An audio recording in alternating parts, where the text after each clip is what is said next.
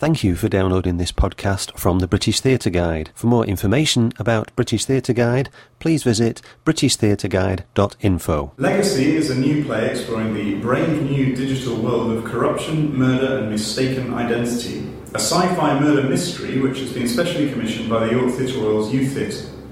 What's special about this commission is that the production involves a varied mixture of actors. Youth theatre members aged 16 to 19 are rehearsing for a performance side by side with actors aged 65 plus from the York community. The show is written by Paul Birch. It's directed by youth theatre director Kate Veysey, who joins me along with two of the performers, Hannah Brown. Hello. And Shirley Williams. Hello. So, Kate, if you could just tell us a bit first about what this production involves. What is this play all about? So the play came about a couple of years ago over just a coffee conversation with our artistic director, and we were just talking a bit about our lives and our grandparents and what we had saved from them, sort of. So we hadn't got anything on film, we hadn't got anything on audio, we just got letters and bits and bobs. And then I was saying how different that is for our youth theatre members and the amount of documentation that they have digitally that their grandchildren can enjoy in future generations, and we were just sort of talking about the idea, and then I got approached by the theatre to write something for a funding bid, and I didn't really know much about what that was, and so I talked about this project, but thinking about working with two different age groups, which I thought would be really interesting and wasn't something that we'd done before, and we were successful, and so that began our journey, and we commissioned a writer. We had a couple of research and development sessions as that was developing, sort of starting to think about storyline, but also with those people feeding in stories of their own lives and what they were keeping, so and how they were keeping it, which was really interesting, and that was very pivotal to the start of the project. And then as the 2 years went on, we developed it further and further, and then we went into rehearsals in January this year. So it's been 2 years in the making? Yeah, that's right, yeah. And it's been very much developed with sort of the participation of the people who, some of whom are still performing, some... Yeah, absolutely. So some people have been with us for the whole time. Some people have sort of put input in but didn't want to be involved in the performance on the stage. Some of those are doing some backstage things for us. So we've got some over 65s who will be helping out with the backstage, who've been involved all the way through. And Shirley, certainly here, has been involved for the whole 2 years on the project and seen it go through its highs and its lows in that time. So Shirley, so you've been involved for 2 years? I have, yes. How did that start off? There was an email about it saying, was I interested? And I thought it sounded a really interesting idea, because, I mean, it's not often people want actors aged 65 plus for anything, really. So anything that looks a possibility, you jump on it, which I did. But I thought it was a fascinating idea, and I love working with young people. And I just thought this was a really great opportunity for people kind of like at the opposite ages of the age range to really come together, because we may have many differences, but there's also sort of a kind of dynamics which produces some extraordinary creativity, I think, between the two groups. And Hannah, you're another cast member at the other end of the age range, don't mind me saying. Have you been involved for the same amount of time? Is it more recently that you got involved in production? So myself and the 16 to 19s youth theatre group, we got involved in from about September last year, but we were thoroughly immersed in the creative process of being involved with what we wanted the play to be shaped like and how we wanted to be involved in it. So many of the young people are actually taking part in the costume and the design of the show as well as performing in it. So we were thoroughly immersed, possibly at a later stage, but still straight in there and really, really involved in the creative process, which was really, really fun to do and good experience to be in. How big's the cast and crew? So we've got 40 in the cast, and probably another 10 backstage doing various roles. So some of the young people are also doing production assistant roles as well as some stage management and things like that. How did it work in the sort of the R&D phase, if you like? You know, how many people were sort of chipping in with that? How's the story kind of evolved over the 2 years? So it started off with the initial idea about preserving our legacy and the pitfalls of that and what that then means. In terms of the actual R&D, it started off with lots of tea parties. So Shirley's laughing because it's basically an excuse to eat cake. So that was kind of the way that I sold the initial That's things. actually got us to come. Yeah, so we had tea parties with the writer, and we'd kind of prepared some questions to ask people, but we had both age groups there, so we invited some of these 16 pluses and just kind of got into smaller groups and discussed various things and then fed back. So after the couple of tea parties that we had with the writer and he took some things away from that, then he started bringing things back into the room or asking them things around particular topics and seeing how that then developed. So one of the interesting things that was brought in early on was there was a woman who was probably in her 80s who was saying she's just started to edit her own legacy in terms of she started binning a load of stuff from her loft that might be read in a different way, or it might make people see her in a different way that she doesn't want them to do. So she started kind of editing through all of that in the same way that maybe young people potentially might think that they're editing their digital legacy, but actually it's never really gone, and that's one of the things that we've been looking at as part of the process. That's really interesting. Yeah. So that, because that's something that, it's not a new thing to sort of craft your own legacy, yeah. Kind of edit. People sort of throwing away diaries or burning papers and letters and so on, and sort of shaping the image that's left of them after they die.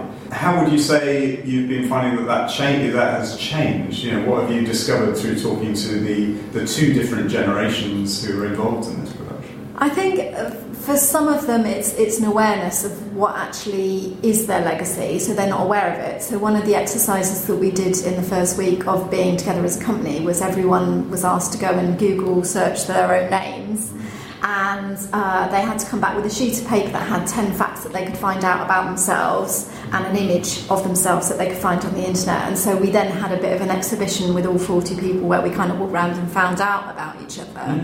But something that was interesting and slightly shocking, I suppose, from that was the amount of information on some people in the room. So one of the young people, all of her school reports were findable, and she didn't know that, and they weren't great. For my assistant director, all of her personal information about her name and address and phone number was findable because her parents had registered her to vote and hadn't ticked a certain box. And so I think for everyone it was a bit of an eye-opener, but also there was one young person who wasn't there. She had no digital footprint, and she, rather than thinking that was a really positive thing, that made her upset because she felt she didn't exist. So people's reactions to that exercise were really interesting, but it also started us getting to know each other and our public-facing digital persona, I suppose. And I think also for sort of my age group, who sort of are not quite as at home with the digital world, it was actually quite shocking and quite frightening, and in some ways vindicated all our cynicism about it. But it has, sort of that side of things has been quite a learning curve for us. We've learned tremendous amounts of our young colleagues who didn't know we could do. Well, looking to the voice of youth, how did you feel about that kind of exercise? It was really interesting, actually, because when you look on the internet, if you have a name such as myself, so Hannah Brown, you're not going to find very little due to the amount of people that there are with the same name. But when amongst my peers, you find they have quite a lot of information which you don't really, even when you're posting things online, you don't tend to recognise actually that is there forever. It doesn't kind of cross through your mind, but actually looking at it now, it's raised awareness not just for the older generation, but for the younger generation as well. And I think it was really important actually exercise to do, just so you get that sense of awareness of what is actually going on. I don't think any of us would forget it, would we? No. I think that is, if we were going to sort of pick on one session that was outstanding, I think most people would actually say it was that one. And it's gone downhill ever since. I suppose just in terms of the impact it had on people, and sort of that realisation. Yeah, well, and it started interesting conversations, and it was part of the sort of bonding experience right at the start that actually it does unite us, and that sense of actually the safety of, and it's not a preachy play, it's not an anti-technology play, but but actually it does start you thinking about how much can be changed of what you've said and how it can be taken out of context, and actually being saleable in terms of job interviews and things like that is, it's a very topical issue, but for us it's now become very personal. And it's become very personal, but there are so many things in the news at the moment which resound through this play. You know, we almost feel like we're trailblazers in talking about it. Well, it's certainly, if this is something you've been working on for 2 years, it's kind of ahead of some of the most recent massive kind of revelations in the last couple of weeks. Yeah, I mean, we've basically set it all up for publicity. So it doesn't exist at all. Insider, absolutely. Yeah, well, I mean, it's free advertising, which is great, but it is, it was topical 2 years ago, but I think it has snowballed over the 2 years. And every time it comes on the news, we see things that are very similar to characters or situations that happen in our play. And are you still making adjustments to the script in response to these changes, or is it pretty sort of fixed down now? No, it was pretty on point really when it was written. We're really lucky. We've got a fantastic writer, and he spent a lot of time researching, and he watched an awful lot of Black Mirror. And took thoughts away, but also in terms of talking to both age groups and making it really relevant to their lives. So the script was only really finished, I think, the 2nd of February. That was our final draft, but now we're all good to go and ready for our performance next month. I think one of the big things about the script is that it's so accessible to everybody. So when you're reading through the script, it wasn't just interesting and impacting me, it was impacting Shirley sat next to me. And I feel like because Paul Birch is such an incredible writer, he was able to put all these ideas together from both the older generation and the younger generation. And so everybody's kind of brought all their ideas together, and he's just put it together perfectly, and it's an incredible piece of writing. It's woven very carefully, I think. You see, so even now, because I play the detective, and I'm supposed to sort of find my way through all the various ins and outs of things and expose what's really going on in this digital company. And even now I'm thinking, I say something and then 3 things say, the connections are all there. So can you tell us a bit more with that? Obviously spoiling the show at all, but tell us a bit more about the plot and how it's constructed, this play. So the play opens with us finding out that there's 2 characters, a girl and a boy, young people who have been discovered, and the boy is dead and the girl is alive but mute. And so Shirley's character, Simone, the detective, has to try and find out who they are, what's happened, and the plot line sort of follows them, but there's quite a lot of subplots, and there's the company is called Legacy, who has various products that become revealed to the audience as we go along, and some of them are sort of the darker side of the media and the internet. There's also a politician who approaches the company for a sort of digital identity clean-up, and there's again very spot on in terms of the media at the moment. So it's all connects very carefully together, but I don't want to say too much because I want people to come and see it. Of course. Quite interested as well about this idea of the casting, how you're working with cast members drawn from community performers, 65 plus, also youth theatre members, some of whom you will have worked with before, I'm sure, some might be new, I'm not sure.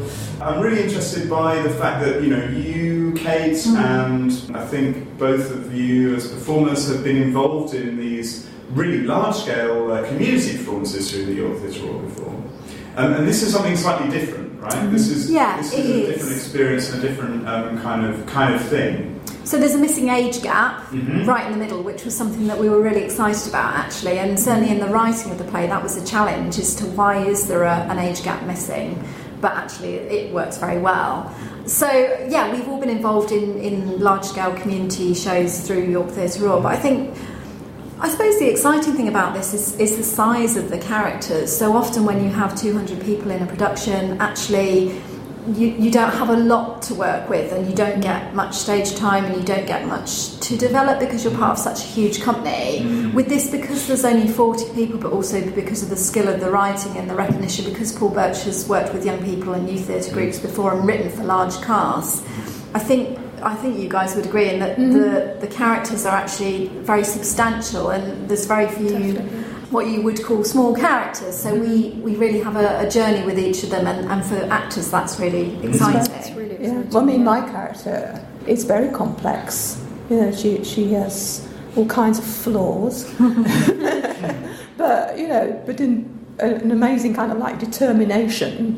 She's more confident at work than she is at home. Personal life's a disaster, really. But she's really good at her job. Yeah. So, if somewhat unorthodox at her job, but so I mean, sort of getting that much into the performance and the creation of the character is really quite challenging. And as Kate says, it's totally different from being in a community project where you tend to find yourself in a way sort of multi-rolling, because you may have your part of your role may be that it's a character that has some lines, but then the rest of your role will all be an ensemble where you're sort of moving in and out of all kinds of things. So very different challenges. I think that is particularly within the young cast. We've had a chance to have larger roles, which has been really interesting, because all throughout your life you're part of ensembles, the cute little kids. But actually, my character, like Shirley's, is very, very complex, and I've had a lot of fun exploring it and becoming backwater my character, and it's been really, really interesting. And you wouldn't get that in a large community project. That is something which Legacy has really brought on, and it's given a lot of the younger cast the opportunity to expand their knowledge and expand their acting experiences as well.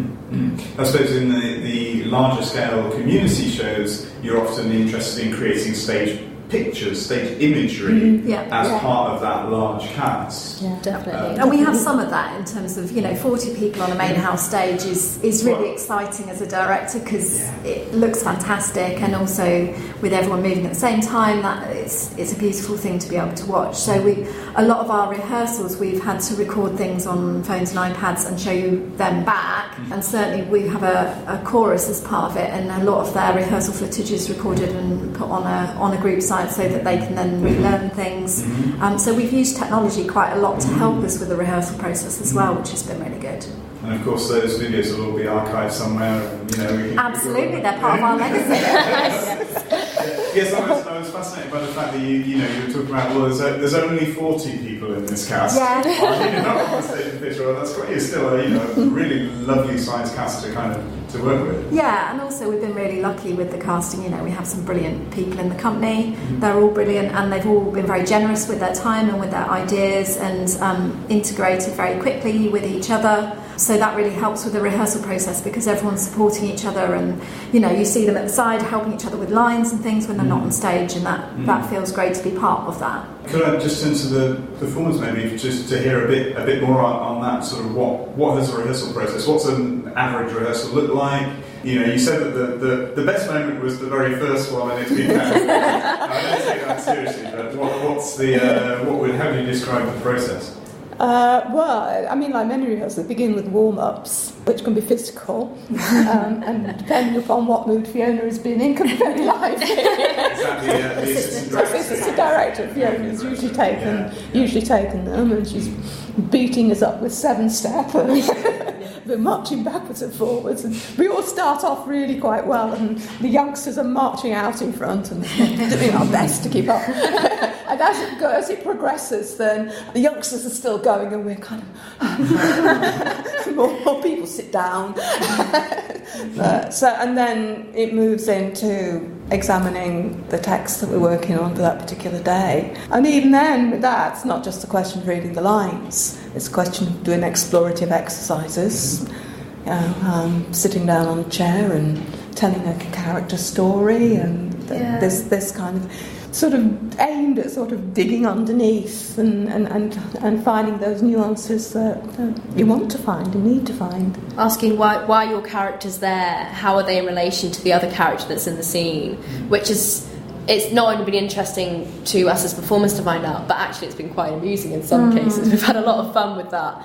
But yeah, just working our way through the text, and then we'll end by putting it all together at the end, which is, it's really lovely actually, because you can see each scene build on. Yeah, what has been nice is when there's been a lot of us here, and we've had groups working on different things in different rooms, and then come back to show, and we've seen, you know, other aspects of the play, and it's helped to sort of the whole thing kind of come together and to understand what's happening in the scenes that you're not in. So we've played around quite a lot with improvisations of what would happen if we put all of these characters in a different situation. So at one point we sent all the police people down the pub and played a scene where they'd had 6 drinks and what comes out of that in terms of their reflections on the day that they've just had.